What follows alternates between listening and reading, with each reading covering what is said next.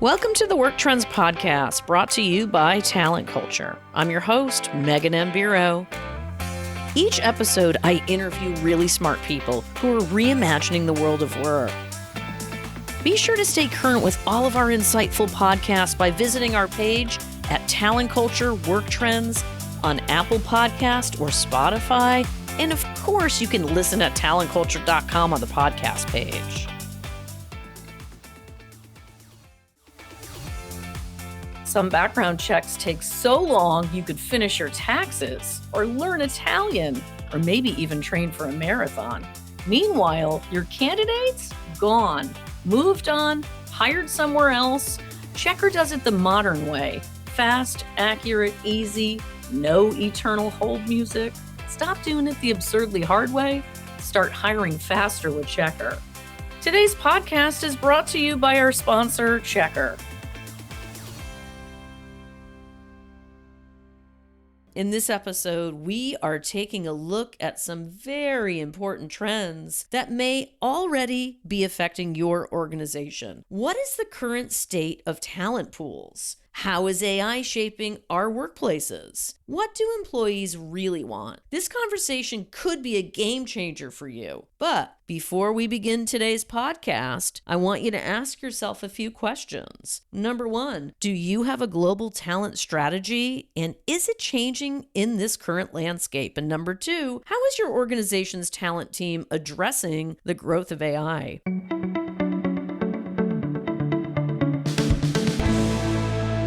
We're thrilled to be joined by Laura Mafucci, GP's head of HR, who oversees the global workforce, talent, and employee experience. In her 20-plus year career, Laura has spoken on global and national platforms about compensation, employee well-being, and mental health. She's a strong advocate for the employee experience and inclusivity and is super passionate about the future of work, helping to normalize the value of work everywhere and enabling employees worldwide to be their best selves. So welcome to the podcast, Laura. It is such an honor to have you here with us today. Hi, thanks for having me. I'm really excited to chat today. Oh, awesome. Well, listen, we've got a lot to unpack, so I'm just going to dive right on in. How confident are today's executives in their company's ability to handle geopolitical, economic, and technological disruption? Oh, wow.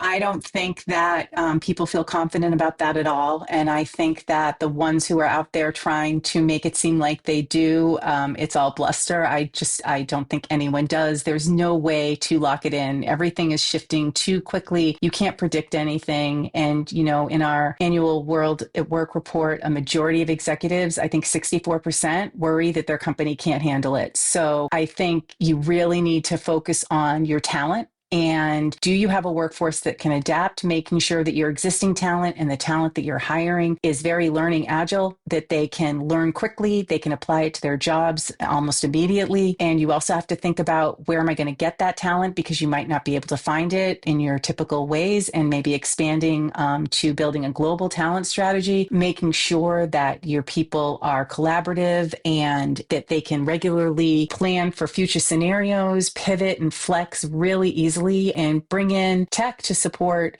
your team's work. We've done that on my HR team. Agentic AI is really, it goes beyond your basic AI tools and can really help you. And we've been using our own product, GPGIA, which is our agentic AI tool, to help us move faster and operate smarter. And it really helps us take a burden off of our legal team, and it helps us be able to make decisions quickly and change course when needed. Okay, so this is Sage. If you're out there in the work trends, talent culture community, Laura gave it to us straight. And that's what I like about this conversation right out of the gates. Thank you for that thoughtful answer. I think we often feel the world is constantly changing, but these past few years truly have been unprecedented. And I think leaders who, embrace this fortitude, they embrace the agility, they're not just thriving, they may be the only ones standing. And so So I want everybody to really take this conversation in, okay? I've got my question number 2 for you. Is it harder to find skilled talent locally? And how are leaders changing their approach? It's become a big challenge to find all the talent you need locally. And I'm not sure that people are changing other companies are changing their approach the way they should. You see all of these return to office mandates, and it just tells me that people aren't thinking that way. But at GP, we're fully remote, fully global. We're not tied to any one location, but we do see this challenge firsthand and help our customers solve that. I hear it from my peers as well. And in our annual World at Work report, 4 out of 5 executives note that they are having trouble finding skilled talent in their existing markets. It's a real pain point, and leaders really do need to shift how they're thinking about going out and finding talent. You can't just hire in your own backyard. Hiring globally is a great solution for that. You can source talent where the talent is, regardless of location. That'll build a more skilled and diverse workforce for you. It's not easy, though. I can remember at previous companies when we were looking to hire in other countries, it was such a complex undertaking. We didn't know what we were doing. It would take months and months and months because we were working on setting up entities. We don't know the labor laws. You don't know the tax codes or the business practices. So you really can't just wing it when you're trying to do that. And if I had known that GP existed and that EOR was a thing that we had gone and created, it could have had us up and running in a matter of days. We take that legal and compliance risk off of employing people in new markets so that they can go ahead, hire the person. They don't have to worry about setting up a local office. They don't have to worry about having an entity. And it makes global hiring just so much more accessible. So I think that really opening up your mind and looking for the right partners and new ways of approaching things is really important. Yeah, well, and this is all very interesting. And I will say this, GP's research is excellent at addressing questions just like this, really digging into what leaders across industries are actually experiencing. More importantly, it's interesting to know how they are shifting their strategies based on talent shortages and other, frankly, really hard challenges. I know our community is really valuing these insights because they're asking these same exact questions. So let me ask you this. Are workers open to relocating abroad for better job opportunities right now? What are you seeing out there? I definitely think so. My personal opinion is with all of the geopolitical uncertainty, there's quite a few people that are interested in going to live elsewhere right now. And, we don't see classic relocation in our organization because we are fully remote, but we definitely do see our own employees wanting to move new places while continuing to work for us. And luckily, it's very easy for us to facilitate that if it works for the business. Time zones and all of that is a consideration. And even just that report, our AI report shows that 62% of employees do report that they'd be willing to move to a different country. So I think there's a strong appetite for it. Today's talent, they want growth, they want opportunity, they want their work to highlight their life, make their life better, enrich it. And, relocation is just one of the many ways that it can do that. And a lot of employers struggle with that because they don't have the infrastructure in place. If an employee does say, I want to move to Italy, well, how do they do that? They don't have an entity in Italy. Do they struggle along, try to figure out how to maybe pay them as a contractor? Or do they just say, no, you can't do it? So partnering with an EOR can actually allow companies to offer more robust mobility programs as a benefit for their employees who do want to relocate elsewhere. This would enable them to keep them working for them and not have to deal with all the compliance and the legal and all the setup that would go along with it. Well, and I mean, this is a great example of data doesn't lie, right? I want to reiterate this to the audience. Let's talk about this. Over half of employees are open to switching jobs soon, and 62% would relocate abroad for better career opportunities. This is the data, everybody. To me, this is incredibly revealing about today's talent market. I want this to sink in, right? The talent market's really different now. I think, I haven't talked about this in a while because it was hard to believe over 5 years ago, but the pandemic was this collective trauma that everyone went through, and everyone went to their homes and started working from home. And they started finding that they could work and manage their lives in a way that was more meaningful for them. And, sometimes that might be be going to another country and having that experience to really cross something off your bucket list or have that new opportunity and expand your own horizons. So I think understanding that people don't think the same about work anymore and what they value about work is completely different now. I think that's really important for people to understand. Yeah, I mean, just take it in. The data will tell us how people are really feeling. And if we ignore that, we're making a really big mistake. And so let's talk about AI, of course. In your opinion, is AI replacing workers or enhancing human talent? And how are employees responding to this shift? I don't think it's replacing workers to the degree that,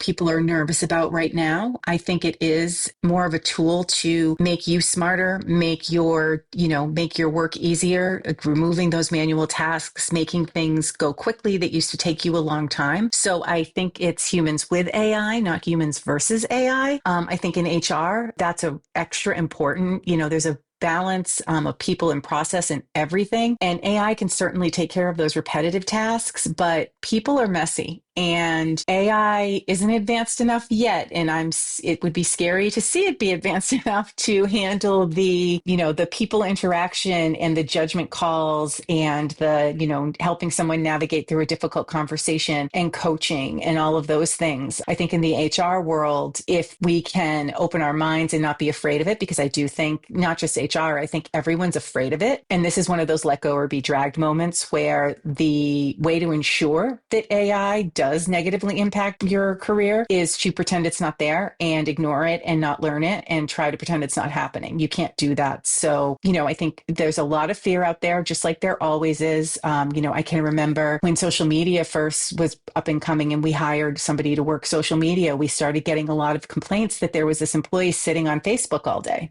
People don't understand right away. Oh my gosh, do you remember that? Wait a minute. Yeah. I'm going back in the time machine, everybody, because as you all know out there, I've spent a lot of time in digital over the past, 10, 15 years. So I totally feel what you're saying. Like, this is such a different time. It's such a different time. And, the nature of entry level work, I mean, everyone's entry level in AI, if you really think about it, you back even with social media, it was, we want someone with 20 years experience in social media. Well, social media hasn't existed for 20 years, so we're not going to find that. So I think it puts us all in a little bit of an entry level state. But I think that, like always, there'll be different jobs that emerge and new opportunities, and there's going to require different skill sets. I also think we might see this put a shift back to the trades because we have such a shortage of people in skilled trades. Those are the types of things that'll be last to be impacted, and you might see people starting to go in that direction too. So it'll be interesting.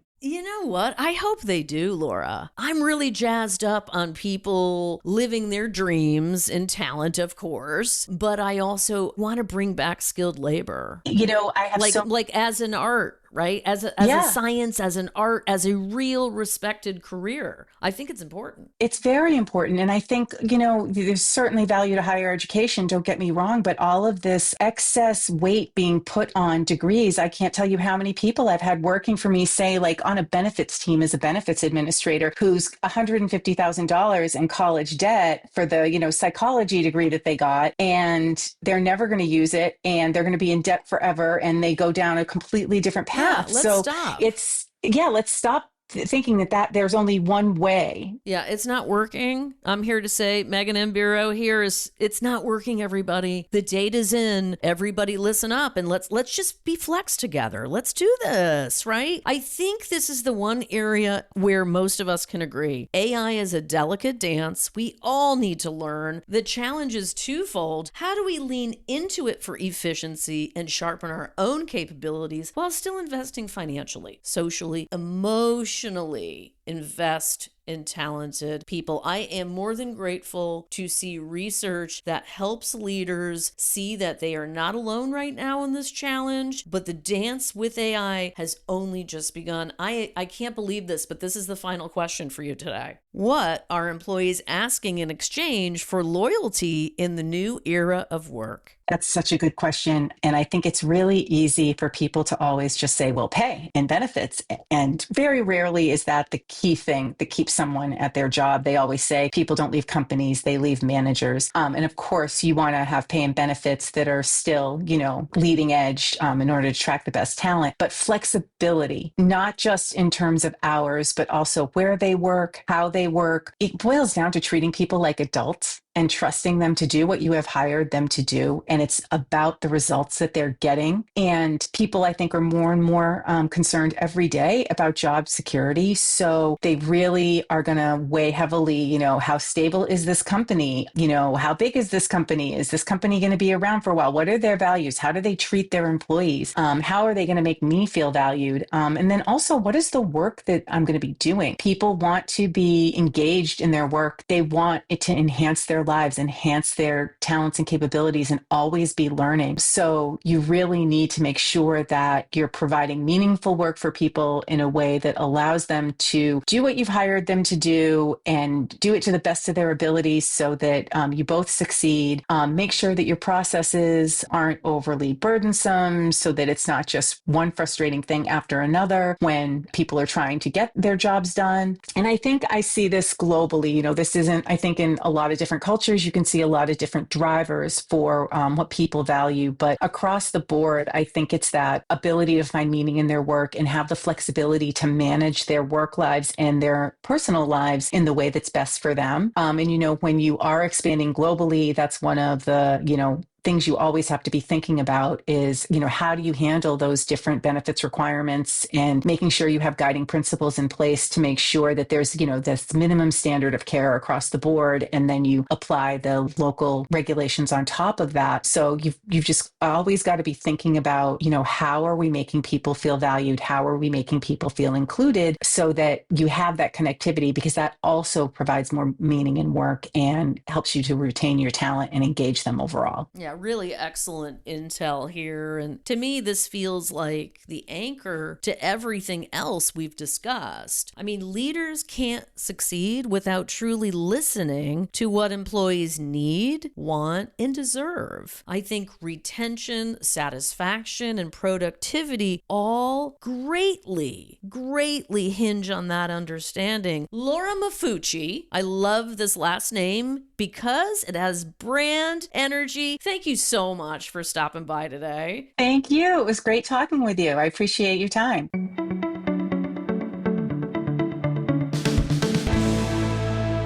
Wow, we covered a lot of ground today with Laura. The top-notch research from GP provides insights into the current state of work, with a healthy dose of what to expect in the near future. We all know that things are changing fast, and it's conversations like this that help us make sure we're ready to blaze forward. Here are a few of my key takeaways. Number one, we don't often talk about the intersection of macroeconomics and talent, but the connections are critical. When global and economic uncertainty takes hold at work, it creates a cascading effect that leaders must address proactively. Number two, the battle of tech versus talent rages on, and it's non-negotiable for leaders to humanize the conversation with your employees. Fear and uncertainty are the enemies of a productive workplace. Number three, finding a balance between what employees demand and what's best for the organization is always a challenge. But if you aren't looking at the research surrounding today and tomorrow's world of work, you may be flying blind.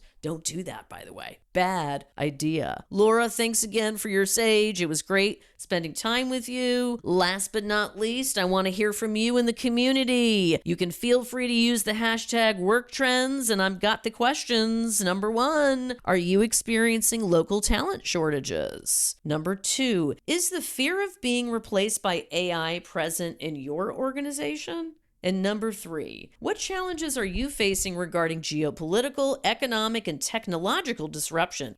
This has been a special encore edition of the Work Trends podcast. A reminder that the most meaningful conversations at work don't expire. We invite you to explore more episodes featuring the people shaping what's next in the world of work. Listen, follow, and subscribe to Work Trends on Spotify, Apple Podcast, and wherever you discover podcasts.